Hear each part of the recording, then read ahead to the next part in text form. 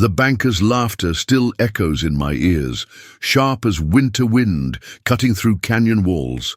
Standing there with empty pockets turned inside out, I felt smaller than a tumbleweed in a dust storm. His gold teeth gleamed as he dismissed me like yesterday's newspaper.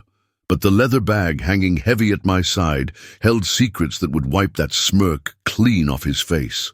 The Lakota chief's final words whispered through my memory like smoke from a sacred fire. What I was about to reveal would change everything. Subscribe to witness the moment when the powerless become unstoppable. The First National Bank of Deadwood stood like a fortress against the morning sun, its brick walls promising security to those deemed worthy. I pushed through the heavy oak doors, my boots echoing against polished marble that had seen more wealth than I could dream. The air smelled of leather ledgers and broken promises. Behind the mahogany counter sat Harold Pemberton, the banker whose reputation for cruelty preceded him like a shadow. His gold teeth caught the light as he looked up from his papers, already sizing me up like a butcher examining poor cuts of meat. The dismissal in his eyes hit me before I even spoke my first word. My request was simple enough, a loan to keep my ranch from slipping through my fingers like sand. The drought had taken everything, leaving me with nothing but hope and the clothes on my back. Pemberton listened with the patience of a man watching paint dry, his fingers drumming against the counter in a rhythm that spoke of boredom. When I finished explaining my situation, he leaned back in his chair and let loose a laugh that filled the bank like thunder before a storm. The sound bounced off the walls, each echo driving the humiliation deeper into my chest. Other customers turned to stare, their faces mixing curiosity with pity in equal measure. The banker's amusement seemed to feed on itself, growing louder and more theatrical with each passing second. He called over his assistant, a thin man with nervous eyes who scurried over like a frightened rabbit. Together they examined my empty pockets as if they were evidence in a criminal trial. Pemberton made a show of turning them inside out, the fabric hanging limp and defeated in the afternoon light. The laughter that followed felt like being stripped naked in the town square. Every person in that bank became a witness to my shame, their silence more damning than any words could have been. The weight of the leather bag against my hip felt heavier with each passing moment, as if the contents were responding to my humiliation. I had promised the Lakota chief I would only open it when all other paths had closed before me. Standing there in that marble tomb of broken dreams, I realized that moment had arrived like a long-awaited storm. The banker's gold teeth continued to gleam as he prepared to deliver his final verdict. His words would either bury me completely or force me to reveal what should have remained hidden. The choice was no longer mine to make, taken from me by laughter that cut deeper than any blade ever could. Pemberton straightened his vest and cleared his throat, preparing to deliver what he clearly considered the killing blow.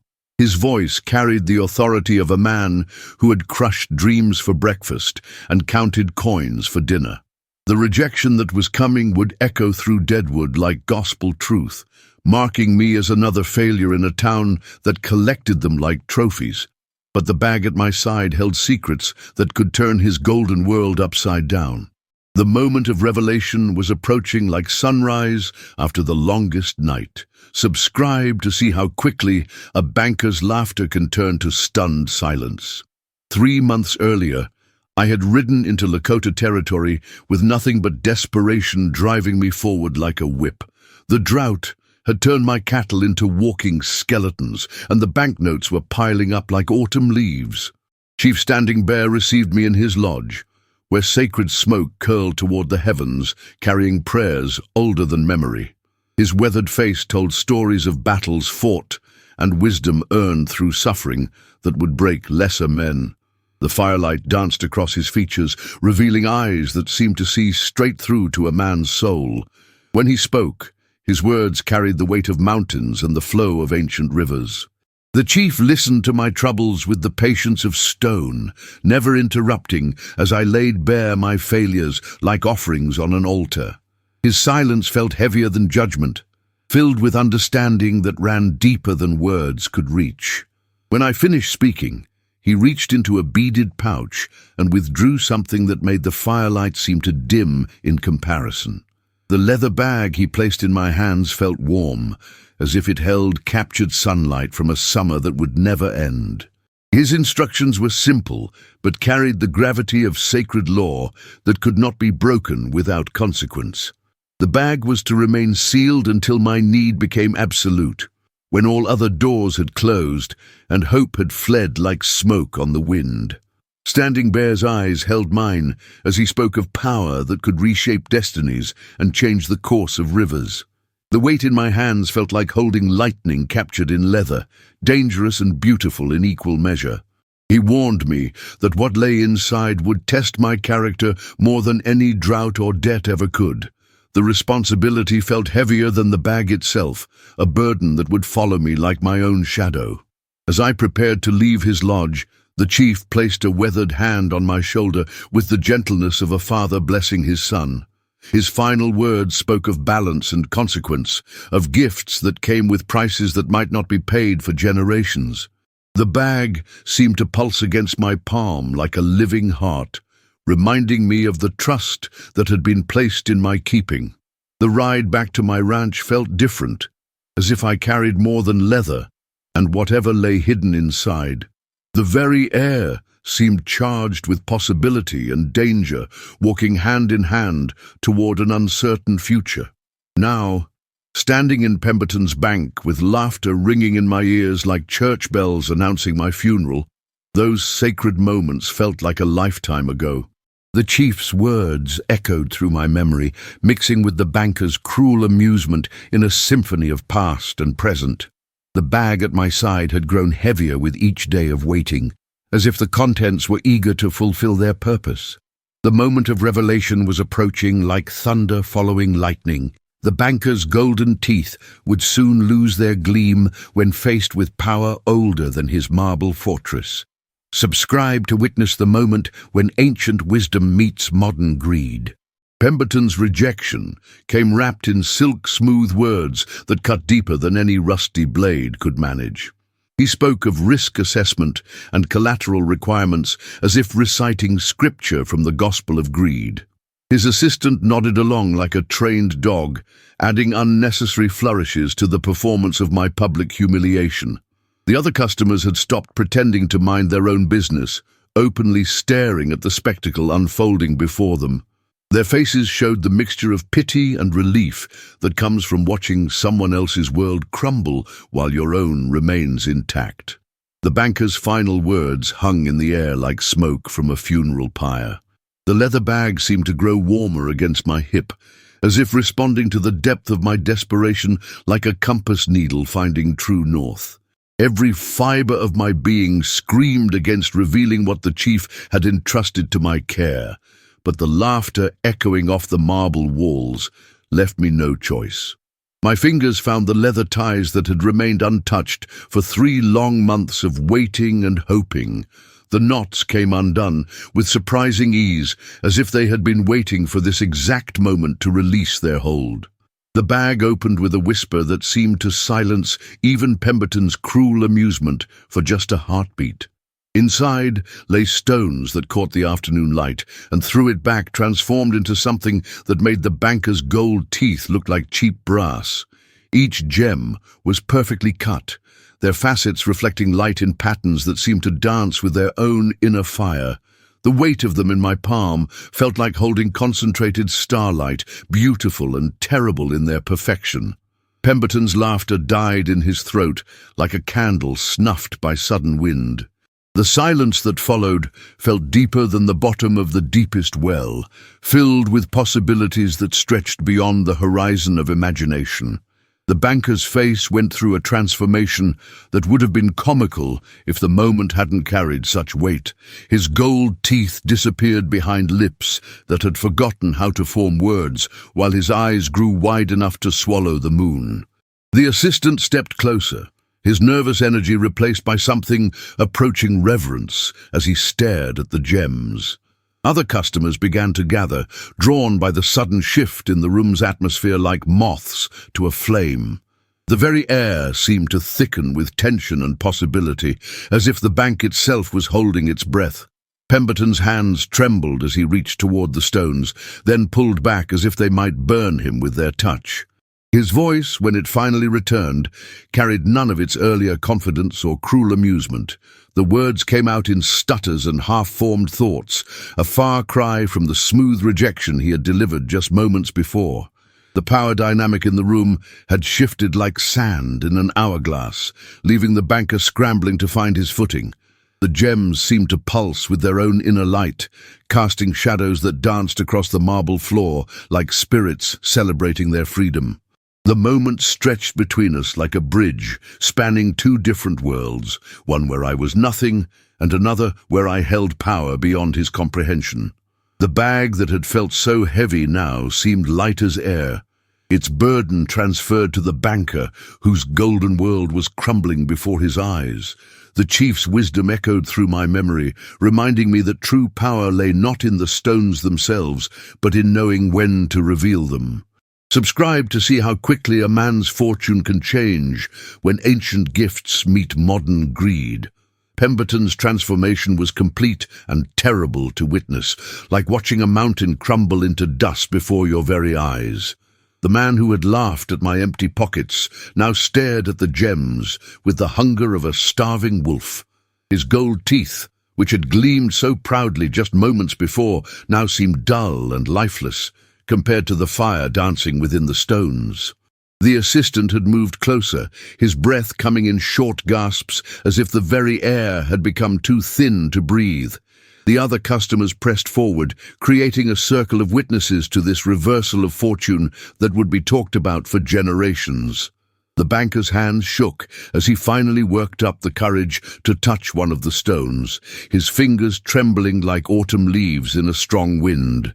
The moment his skin made contact with the gem, something changed in his expression, as if he had touched lightning and lived to tell the tale. His eyes reflected the stone's inner fire, showing depths of greed that would have impressed the devil himself. The silence in the bank had become so complete that you could hear the dust settling on the marble floor. Even the grandfather clock in the corner seemed to have stopped ticking, as if time itself was holding its breath. Word of the gems spread through the bank like wildfire through dry grass, drawing employees from their hidden offices like prairie dogs emerging from their holes. Each new face that appeared showed the same expression of disbelief and desperate hunger that had transformed Pemberton. The stones seemed to grow brighter with each pair of eyes that fell upon them, as if they fed on human desire like flowers drinking morning dew. The very atmosphere in the bank had changed, charged with an energy that made the hair on my arms stand up like soldiers at attention. Pemberton's voice, when he finally found it again, came out as barely more than a whisper filled with reverence and fear. He spoke of appraisals and valuations, but his words carried the weight of a man who knew he was looking at more wealth than he had ever imagined possible. The assistant began pulling out ledgers and documents, his movements quick and nervous, like a man trying to catch smoke with his bare hands. The other customers had formed a proper crowd now, their faces showing the mixture of awe and envy that comes from witnessing someone else's impossible good fortune. The gems seemed to pulse with their own heartbeat, casting patterns of light across the bank's walls that moved like living things. Each stone was perfect in its own way, cut with a precision that spoke of skills passed down through generations of master craftsmen. The fire within them danced and flickered, creating shadows that seemed to tell stories of their own. Pemberton's earlier confidence had evaporated like morning mist, replaced by the desperate eagerness of a man who had suddenly realized he was in the presence of something far beyond his understanding. The power in the room had shifted so completely that it felt like the earth itself had tilted on its axis. The banker who had dismissed me with cruel laughter now hung on my every word, like a man drowning and grasping for any rope thrown his way. The stones had transformed not just my circumstances, but the very nature of reality within those marble walls. The chief's gift had proven its worth beyond any doubt, turning humiliation into triumph with the simple act of opening a leather bag. Subscribe to witness the final act of this transformation, where ancient wisdom claims its ultimate victory. The loan papers appeared on Pemberton's desk as if summoned by magic, the banker's hands moving with the desperate efficiency of a man trying to catch falling stars. His earlier cruelty had been replaced by a servility so complete it was almost painful to witness. The gold teeth that had gleamed with such arrogance now seemed to mock their owner, a reminder of how quickly fortune could change direction like wind before a storm. The assistant scurried around gathering documents and stamps, his nervous energy filling the space between us like electricity before lightning strikes. The crowd of witnesses had grown larger, their faces pressed against the windows like children watching a parade pass by. The terms of the loan had transformed beyond my wildest dreams, shifting from impossible to generous with the simple revelation of what lay hidden in the chief's bag. Pemberton spoke of interest rates and repayment schedules with the enthusiasm of a man trying to convince himself he wasn't making a deal with forces beyond his comprehension. Each stone seemed to represent more than money could measure, carrying with it the weight of history and the promise of futures yet unwritten. The very air in the bank had changed, charged with possibilities that stretched beyond the horizon of imagination. As I signed the papers, the memory of Standing Bear's weathered face filled my mind like smoke from a sacred fire. His words about balance and consequence echoed through my thoughts, reminding me that every gift came with responsibilities that might not be fully understood for generations. The stones pulsed with their own inner light, as if approving of the transaction taking place around them. The banker's transformation from predator to supplicant was complete, his earlier laughter now seeming like something from another lifetime entirely. The bag closed with the same whisper it had opened with, the leather ties securing themselves as if guided by invisible hands. The gems disappeared from view, but their presence continued to fill the room, like the memory of lightning after the thunder has faded. Pemberton's face showed the mixture of relief and regret that comes from touching something magnificent and then watching it slip away. The assistant continued to shuffle papers with the mechanical precision of a man trying to convince himself that what he had witnessed was real and not some elaborate dream. Walking out of that bank felt like emerging from a cave into brilliant sunlight, the weight of humiliation replaced by something far more complex and powerful. The leather bag hung at my side with the same weight it had carried before, but now it felt different, as if it had fulfilled part of its purpose and was waiting patiently for whatever came next. The faces of the witnesses followed me through the windows, their expressions mixing awe with envy in proportions that would fuel gossip for months to come. The chief's gift had proven its worth beyond any doubt, transforming not just my circumstances, but the very nature of power itself. The afternoon sun felt warmer on my face as I stepped onto the wooden sidewalk, the sound of my boots on the planks marking the rhythm of a new beginning. Behind me, the bank continued to buzz with activity, as Pemberton and his staff tried to process what they had witnessed. The stones had done more than secure a loan. They had rewritten the rules of engagement between the powerful and the powerless. The laughter that had cut so deep just hours before now seemed like nothing more than the wind whistling through empty spaces.